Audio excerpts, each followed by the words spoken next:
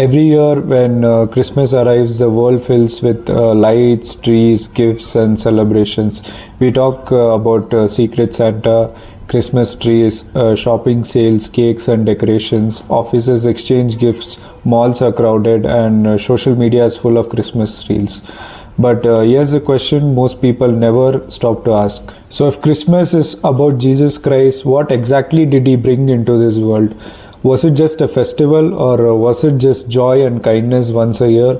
Or did his birth change something far deeper, something that still shapes our laws, freedoms, and societies today? Now, I want you all to imagine a world without Jesus, a world where power ruled over conscience, where kings decided truth, where the strong dominated the weak, where freedom of belief didn't exist, where human value depended on birth, caste, class, or gender. This was a world before Jesus Christ. And even Napoleon says this: Alexander, Caesar, Charlemagne, and I founded empires. But on what did we rest the creation of a genius? Upon force. Jesus Christ founded his empire upon love, and at this hour, millions of men would, die for him. Here, Napoleon is comparing his empire with Jesus. He was admitting a hard truth about power. He, like Alexander and Caesar, ruled through armies, fear, and force. People obeyed because they had no choice, and once that force weakened the empire, it automatically fell down or it collapsed. But Jesus, he was completely different from this. He never commanded an army, he never held political office, and never forced anyone to follow him. Yet, for more than 2000 years, people across nations and cultures have willingly chosen him, even when it cost them their freedom of their lives. This is not blind obedience created by fear, but deep loyalty born out of love and conviction. We see this clearly even today. In many parts of the world, Christians continue to follow Jesus despite imprisonment, loss of jobs, social rejection, and even death.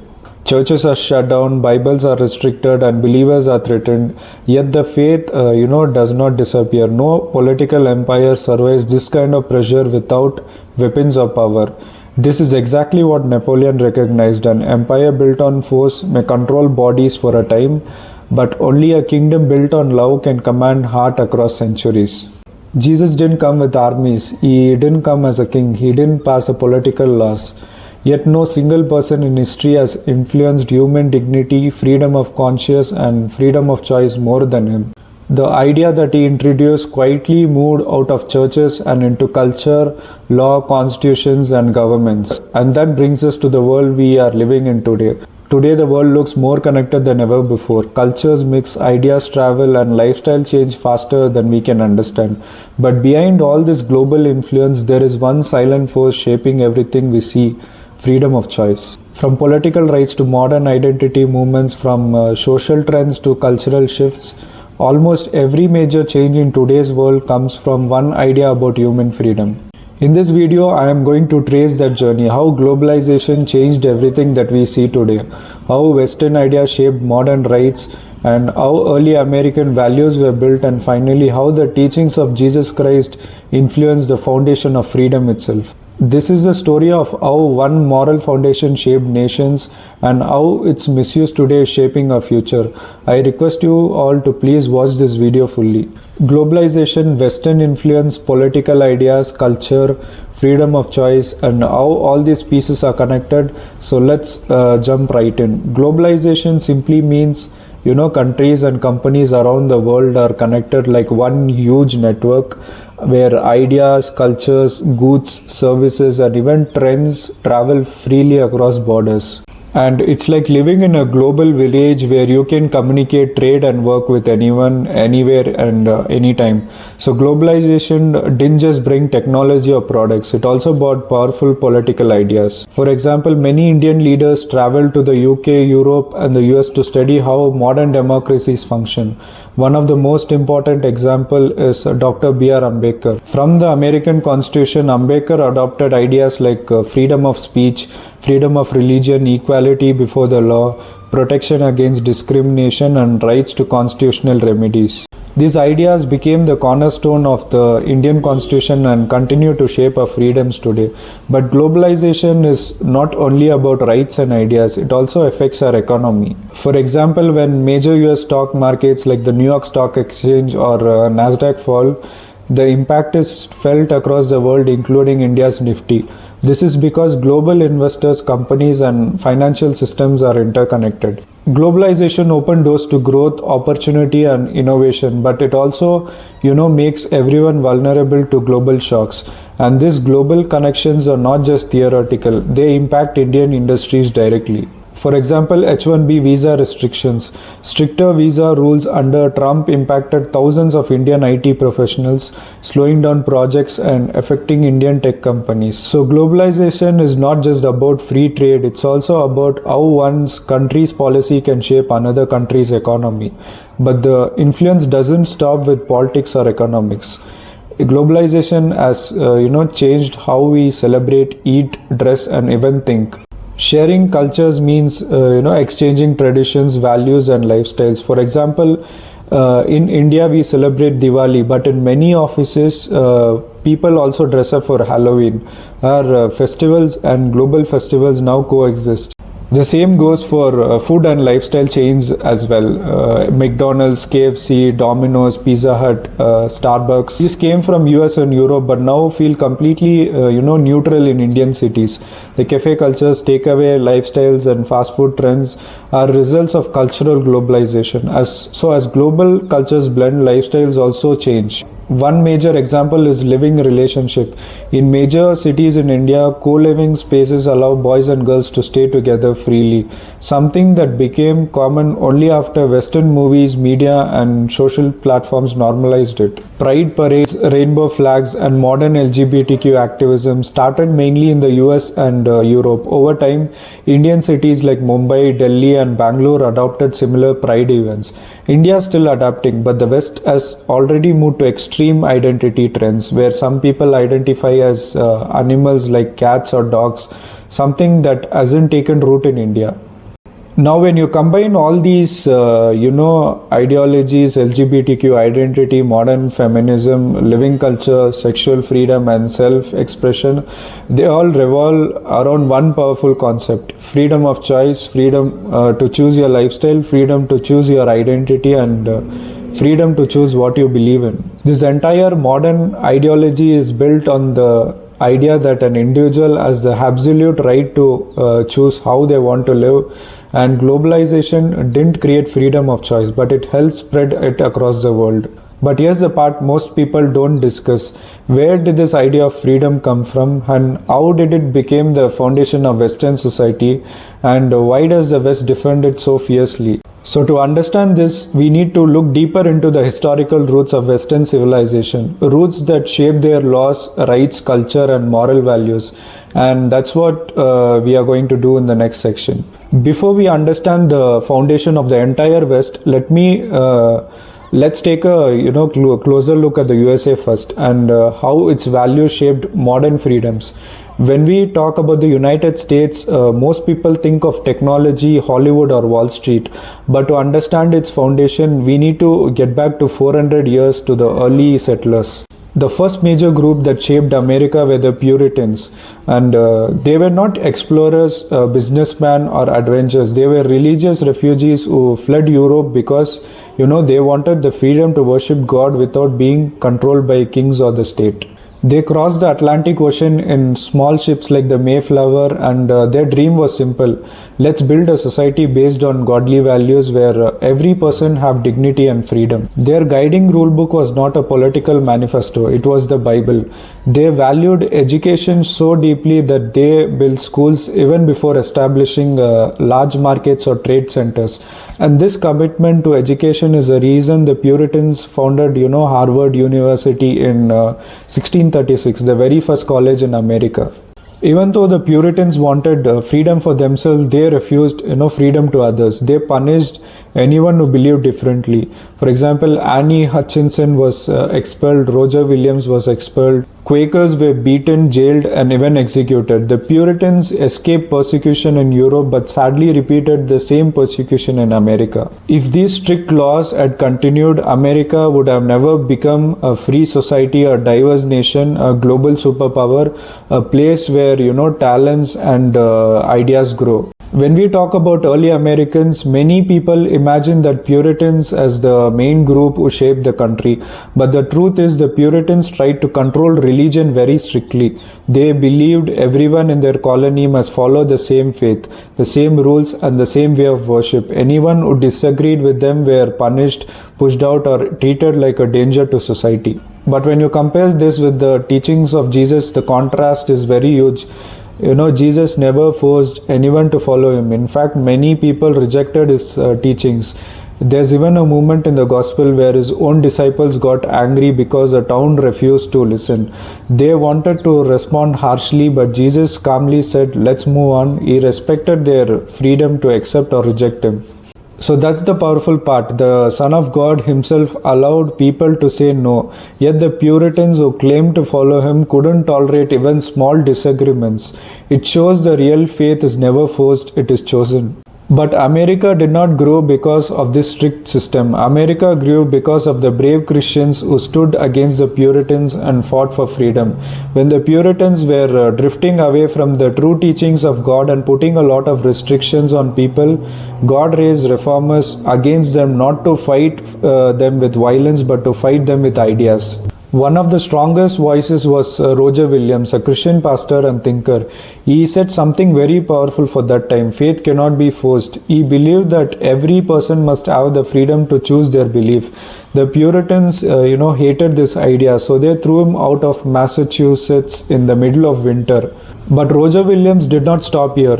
He created a new colony called Rhode Island, the first place in the Western world that offered complete religious freedom. Anyone, Christian, Jew, Native American, or even someone with no religion could live there without fear. The idea influenced the US Constitution itself. Another person who challenged Puritan control was Annie Hutchinson. She held meetings, taught the Bible, and said that God can speak directly to individuals. The Puritan leaders accused her of rebellion and forced her into exile. But her courage became a turning point. She became an early symbol of freedom of conscience and of the right to question religious authority. Then there were the Quakers, the peaceful Christians who believed in equality and simple faith. The Puritans saw them as a threat, arrested them, beat them, and even executed some like Mary Dyer. But the Quakers refused to fight back with violence.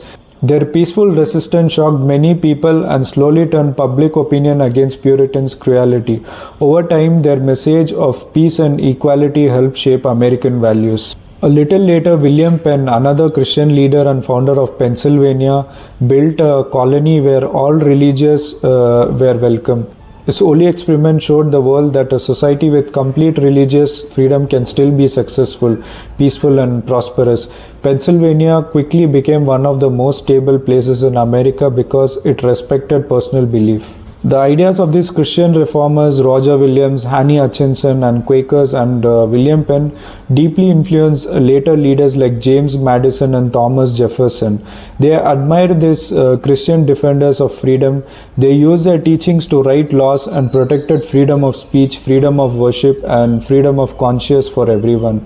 These ideas became the core of the American Constitution. So when we look at American history, honestly, we see something important. America did not become a free country because of the Puritans' strict rules. America became free because courageous Christians who truly knew the gospel fought against those rules. They believed that true faith must be chosen, not forced. They believed that every person should be free to follow their conscience, and because of them, religious freedom became one of the strongest pillars of America. As the nation grew, the leaders who wrote American laws did not simply copy European system. Instead, they consciously brought Christian ethics into their political blueprint. The influence showed up ideas like all men are created equal, human beings have God-given rights, government exists to protect freedom, not control it. These are not scientific ideas or philosophical theories. They come from Christian moral teaching. Even the US legal system reflects Christian values. Respect for human dignity, the idea that every person deserves justice. protection of the weak, the belief that truth matters, and the responsibility of leaders to serve and not dominate. All these principles were taken directly from the teachings of Jesus. One of the most influential teaching on the history is Jesus' Sermon on the Mount. It wasn't just spiritual guidance, it became the foundation of Western ethics. From the Sermon on the Mount came ideas like treat others the way you want to be treated. Blessed are the peacemakers, love your neighbors as yourself, forgive others, and do not judge unfairly. These values shaped Western culture more than any army, king, or government ever did. Many of Americans' great leaders openly said that Jesus' teaching inspired their decision. George Washington believed leaders must be humbly and morally responsible. Abraham Lincoln used the Sermon on the Mount to guide his thinking during slavery and the Civil War. Martin Luther King built the civil rights movement entirely on Jesus' teaching of loving your enemies and responding to hate with peace. John Adams said democracy could survive only if people had a moral foundation shaped by Christian values. These were not religious ideas forced by the government, they were moral values chosen by the people. These beliefs slowly became the heart of American society. So the modern Western idea of freedom of choice didn't randomly appear. It came from Christian teachings, American laws, and modern rights. Now this is just a small part of the history of America, and if you want to know more, there are many books that you can read, like the Sermon on the Mount and Human Flourishing by Jonathan Pennington, and the Federalist Papers by Alexander Hamilton and James Madison. From the very beginning of American history, many leaders carried a strong Christian worldview shaped by the Bible, believing the new land should be a city upon a hill, a place where people could freely worship, think, question, learn, and work according to conscience. Their emphasis on literacy, personal responsibility, equality before God, and freedom of conscience slowly shaped American culture and later influenced the founding fathers who built a nation where rights came not from kings but from God. This foundation created a society where the government could not control what you eat, what you believe, or how you worship. A sharp contrast to many older civilizations where religion, caste, and tradition limited personal freedom. This environment of freedom, individual dignity, and opportunity later became the engine of American scientific and technological race. By the time the 1990s arrived, the same Christian influence values that had been planted centuries earlier made America the perfect place for innovation. Universities were open to all, companies encouraged creative thinking, and society welcomed talent regardless of background. Because of this culture, millions of Indians, engineers, scientists, doctors, and students felt drawn to the United States. They knew that in America, unlike in many traditional systems, their caste did not matter, their religion did not limit them, and their ambitions were not questioned. In a country built on freedom of choice, they could reach heights that might have not been possible back home. If early America had enforced strict rules on what people must eat and how they must worship or which religion they must follow, it would have never become a magnet for global talent. And the tech boom of the 1990s, fueled largely by immigrants, including Indians, would have never happened. Interestingly, this deep connection between American identity and belief in divine moral order also explain why the words "In God We Trust" appears on the dollar. The phrase first appeared during the American Civil War in 1864. When the nation was struggling with fear, division, and uncertainty, many citizens wrote letters arguing the government to acknowledge God's guidance, reminding leaders that the country's moral foundation came from biblical ideas brought by early settlers. Later in 1956, during the Cold War, when America wanted to distinguish itself from the official atheistic Soviet Union, Congress made "In God We Trust" the official national motto. So the face on the dollar is not just religious decoration. It is a historical reminder that America's identity, its freedom, and even its success were deeply shaped by the belief that human dignity and rights ultimately came from God. That's how we reached a world where people insist on choosing everything, from their profession to their partner, from identity to lifestyle, from beliefs to personal expressions. Freedom of choice is not just a political idea, it is a moral inheritance passed on from the values that shaped America. And here is something important. The same idea of freedom is what Dr. B.R. Ambedkar also spoke about while building the Indian Constitution. Ambedkar was deeply inspired by the democratic principles he studied in the West, especially the US Constitution. He believed that a modern nation must protect an individual's rights to choose their faith, their lifestyle, their beliefs, their professions, and their identity. My whole point in making this video is simple and logical. God cannot be limited into a building, and Jesus Christ cannot be confined to a religious label. The teachings of Jesus were never meant to stay inside church walls. They were meant to shape how people live, how leaders govern, and how societies treat human life. When principles like human dignity, equality before law, justice, forgiveness, responsibility, honesty, and compassion move from sermons into constitutions, legal systems, and public institutions, nations began to flourish. This is not theology, it is history. Around 2000 years ago, the Western world was marked by slavery, brutal punishment, lack of human rights, and power concentrated in the hands of a few. As the teachings of Jesus slowly influenced laws, education, governance, and moral thinking, societies began to change. The idea that every human life has value, that rulers are accountable, that justice must be fair, and the weak must be protected became foundation of progress. The economic strength, scientific growth, freedom, and stability we see in the Western world today did not appear overnight. They are the long-term byproduct of biblical values applied beyond religion into public life.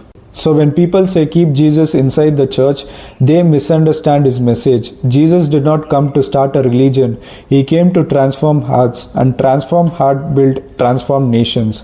History proves this. When Christ's teaching shapes society, people flourish, institutions strengthen, and economies grow. Now just think about this. If the Puritan strict law had continued, America would have never become a free, diverse, and successful country. It would have remained a society full of fear, control, and religious conflict. Just like what happens in many nations today when one group tries to dominate everyone else. This is exactly why many countries today needed to be careful. If society or the law begins to punish personal faith decision, just like the Puritans did, then freedom will slowly break down. When one religious belief becomes more important than human freedom, the whole country suffers. Early leaders who shaped the American Constitution, they understood that a nation became strong when its people respect human dignity, treat others as equal, protect freedom, and control their own power. And when these biblical ideas became law, the economy expanded, inventions increased, personal rights were protected, and America became a place of opportunity. Because freedom was built on morality, not on chaos. Freedom is not automatically good or bad. Freedom is a tool, and every tool can build or destroy. Just like a knife can be used to cut vegetables or hurt someone, freedom of choice can create a healthy society or completely collapse it. Freedom becomes dangerous the moment it is used without responsibility. And this is exactly what we are seeing in many New Age ideologies today. Every agenda repeats the same line: it's my choice, it's my feelings, I can do whatever I want. But how did we reach this point? How did we reach a place where feelings became more important than truth? I will talk about this more in the next video. The world we see today is a collective failure of men and pseudo-feminism. And what if the freedom of choice, the same freedom that Christianity gave to the West, is misused, and the result of this is slowly being seen today? And going forward, some of my videos might make you uncomfortable, and that's completely okay. I'm simply presenting ideas. It's your freedom to accept them or reject them, and I respect that fully. I also understand that whenever the name of Jesus is mentioned, many people feel uneasy. But the reality is this: without his influence, many of the modern laws we take for granted wouldn't exist. Without his teaching shaping the Western world, societies would have, remained far more superstitious. Just compare history before Jesus and after. The difference is massive. Please like, share, and subscribe to my channel for more videos.